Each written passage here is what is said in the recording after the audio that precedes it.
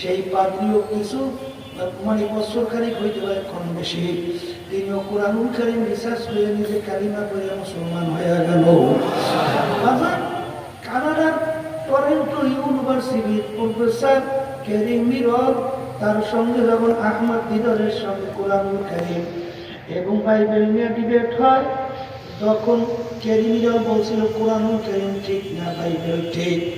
এক পর্যায়ে Kerry mirror যখন কোরআনুল কারীম নিয়ে রিসার্চ করা শুরু করলো, দেখে কোরআনুল কারীমের শুরুতে লেখা যালিকাল কিতাব লা রাইবা ফীহ, পড়ার সঙ্গে সঙ্গে তার শরীরের ভিতরে কম্পন শুরু হয়ে গেল। দুনিয়া সৃষ্টির পরে কোন লেখক, কোন দার্শনিক, কোন বৈজ্ঞানিক, কোন জ্ঞানীজন আজ পর্যন্ত কেউ বলতে পারে নাই আমার লেখায় কোনো ভুল নাই, আমার আবিষ্কারে কোনো ভুল নাই, আমার দর্শনে কোনো ভুল নাই। কিন্তু যখন তিনি বললেন যালিকাল কিতাব লা রাইবা ফীহ, এই কিতাবে কোনো ভুল নাই, তিনি আশ্চর্য হয়ে বললেন ব্যাপারটি একদম চ্যালেঞ্জ কিভাবে দিল। তিনি যত সামনে কোরআনুল কারীম নিয়ে রিসার্চ করেন, এক পর্যায়ে কোরআনুল কারীম তাকে উল্টা প্রশ্ন ছুড়ে দেয়, হে কারীমিরাল, কোরআনুল কারীমের ভিতরে যত ভুল তালাশ করবি কোনদিন পাবি না, উল্টা তোর সঙ্গে জড়াইয়া যাবি। কারীমিরাল এক পর্যায়ে রিসার্চ করতে করতে তিনি চিন্তা করছিলেন কোরআনুল কারীম নাযিল হলো প্রায় 1500 বছর হয়ে গেল। তখন কোনো টেলিফোন ছিল না, কোনো মোবাইল ছিল না, কোনো ফ্যাক্স ছিল না, কোনো ইন্টারনেট ছিল না, কোনো স্যাটেলাইট ছিল না। কোরআনুল কারীমের সঙ্গে বর্তমান আবিষ্কারের সঙ্গে বিভিন্ন টক্কর লাগবে, এই কোরআনুল কারীম ভুল প্রমাণ হবে। কিন্তু তিনি যখন কোরআনুল কারীমের রিসার্চ করে দেখে, বর্তমানে বৈজ্ঞানিকরা সমুদ্র সম্পর্কে রিসার্চ করার পরে দেখে কোরআনুল কারীম যা বলছে পুরোপুরি সব মিল যায়। আল্লাহ রাসূল জন্মগ্রহণ করলেন মরুভূমির মধ্যে, আশেপাশে কোনো পানি নাই, খাল নাই, নদী নেই, সমুদ্র নাই। সেখানে কোরআনুল কারীমের মধ্যে সমুদ্র সম্পর্কে আলোচনা আসছে না আসে নাই? আল্লাহ রাব্বুল আলামিন বলেন মারাজাল বাহরাইনি ইয়ালতাকিয়ান বাইনাহুমা বারযাখুন লা ইয়াবগিয়ান ফাবিআইয়ি আলা'i রাব্বিকুমা তুকাযযিবান। দেখে কোরআনুল কারীম যা বলছে সমুদ্রে পুরো মিলে যায়। সূর্য নিয়ে যখন তারা বৈজ্ঞানিক রিসার্চ করলো, দেখে কোরআনুল কারীম যা বলছে পুরোপুরি মেলে। আমার মালিক কোরআনুল কারীমের ভিতরে বলেন ওয়াশ-শামসু তাজরি লিমুস্তাকাররিন লাহা, ওদিকে বৈজ্ঞানিক আবিষ্কার করার পরে দেখে সূর্য আসলে তার আপন কক্ষপথে চলমান। এর কবরের যাত্রীরা মনে করছে আমরা হুজুরেরা কিছু বুঝি না। আজান দুনিয়া সম্পর্কে চিন্তা করো, তারপর দুনিয়া থেকে বিদায় নিয়ে কবরে রওনা করো। কারণ দুনিয়ার কাজে 5 বার যদি কেউ উঠা গো, আবার ওই কাজের ভিতরে চেষ্টা করলে জিতবার আশা আছে না নাই? কিন্তু এই কবরের যাত্রীরা একবার যদি খোদা না খাস্তা কবরে যায় কেউ ঠইলে বসো, দ্বিতীয়বার দুনিয়াতে এসে জিতবার কিন্তু আর আশা নাই। এই জোরে কেউ আছে?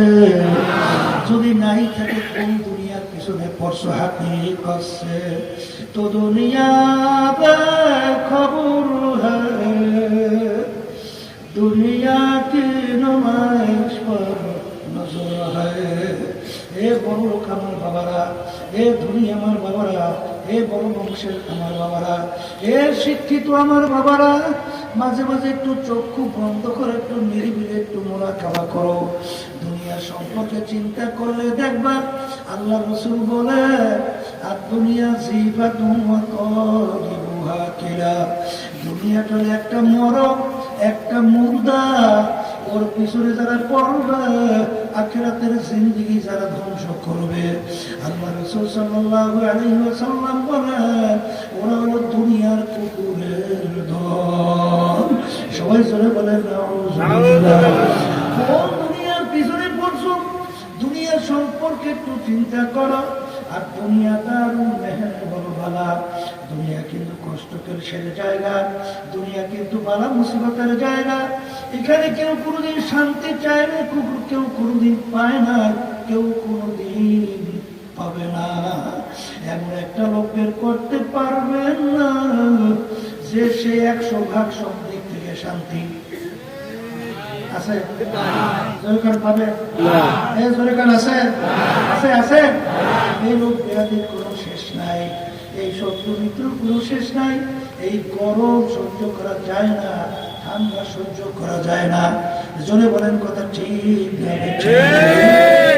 কবরের যাত্রীরা কোন দুনিয়ার পিছনে পড়ছ, একটু মাঝে মাঝে একটু মোরাকাবা একটু চিন্তা করো।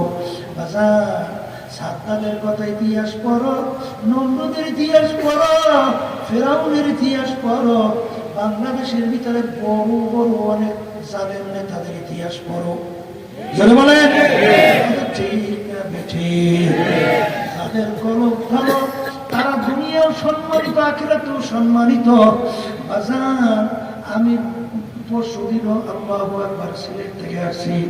আল্লাহু আকবার শাহজালাল রহমাতুল্লাহি আলাইহি ওই সিলেটের জমিনে ঘুমায়া রয়েছে। বাংলাদেশের ভিতরে ব্রিটিশের এক পর্যটক আসছিল। সে বাংলাদেশ থেকে রওনা করার সময় তাকে সাংবাদিকরা জিজ্ঞাসা করে, বাংলাদেশে আসার পরে আপনি ব্যতিক্রম কি দেখলেন? করে আমি বাংলাদেশে আসার পরে ব্যতিক্রম একটা দেখলাম, মানুষ মহিলাও যে বাদশাহী করে তা দেখলাম আইসা বাংলাদেশের মধ্যে। বাগান ভাইয়া দেখুন ইয়ারুদ্দিন সাহেব রহমাতুল্লাহ আলাইহি আল্লাহু আকবার পটুয়াখালী জেলা। আল্লাহু আকবার আল্লাহু আকবার। ওই যেখানে যাইয়া দেখো নদীর কিনারায় ঘুমাইয়া রয়েছে। আল্লাহ আল্লাহ। আমি কিছুদিন আগেও সেই কবরের পাশ থেকে স্পিড করে যাইতে আসছিলাম, হঠাৎ থেকে স্পিড বোট চালাই না, হঠাৎ স্পিড বোট থামাইয়া দিল। ব্যাপার কি? তাকেই দেখি ওই ইয়ারউদ্দিন সাহেব রহমাতুল্লাহি আলাইহি কবর। বাজার যত লঞ্চ স্টিমার পাশ দিয়া যায় টবের কইরা সম্মান দেখাইয়া তারপর সামনের দিকে যায়। মহিলাও বাসায় করতে আছে। জোরে বলো কথা ঠিক না?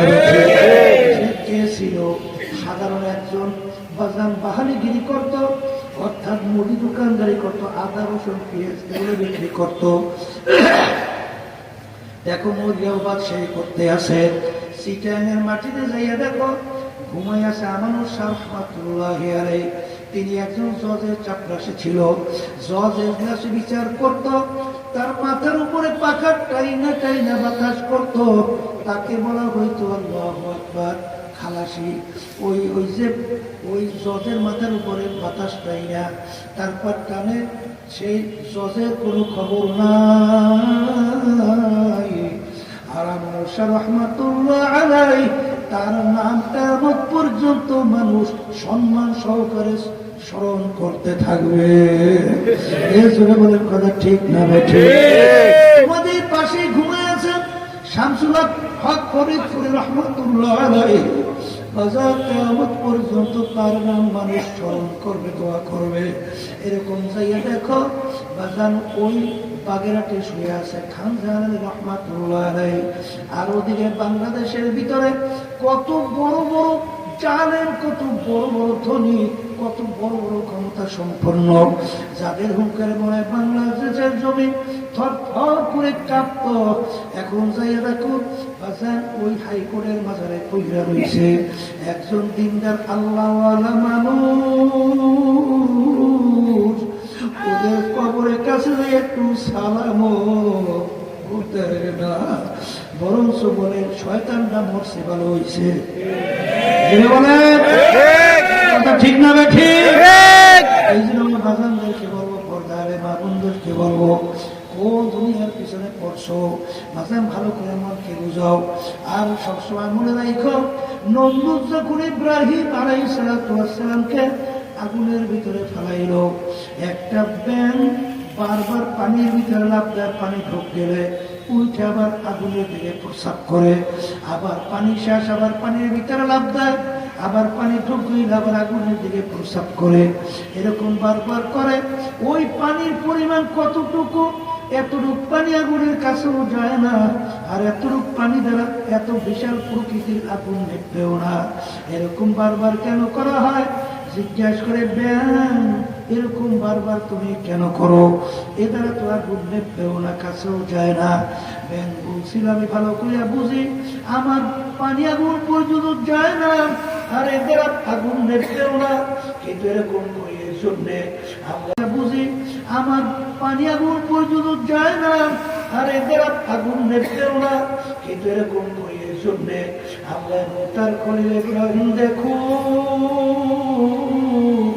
আমি ব্যাং তাদের পক্ষে আছি। আমি ব্যাং তাদের পক্ষে আছি। এই জন্য হাদিসের ভিতরে আছে লা তাকুতুল দেবদা, তোমরা ব্যাংকে মাইরো না। ব্যাং ইব্রাহিম আলাইহিস সালাতু ওয়াস সালামের আগুন নিভাইতে সহযোগিতা করছিল। আর ওই যে কাকড়ায় শর্ত সুদা বারবার ফু দেব, কাছেও যায় না, ওই ফুটার আগুন জ্বলেও না। এরকম কেন করো? বলছিল নমরুদ তার দলেরা দেখো আমি তাদের পক্ষে। এক বাড়িতে মারতে পারলে 100 নাকি আমার নামের জমা। কথা ঠিক না? আমার বাজারদেরকে বলবো, পর্দারে মা বোনদেরকে বলবো, ওই সত্য কোরআনুল কারীমের মধ্যে আল্লাহ রাব্বুল আলামিন আমাদেরকে আল্লাহ সতর্ক করার জন্য বলছেন, ইয়াউমা নাদউ কুল্লা উনাসিন বিইমামিহিম। কিয়ামতের ময়দানে আমার মালিক প্রত্যেকটা মানুষকে তার দলের নেতা নেত্রীর সঙ্গে ডাকবে।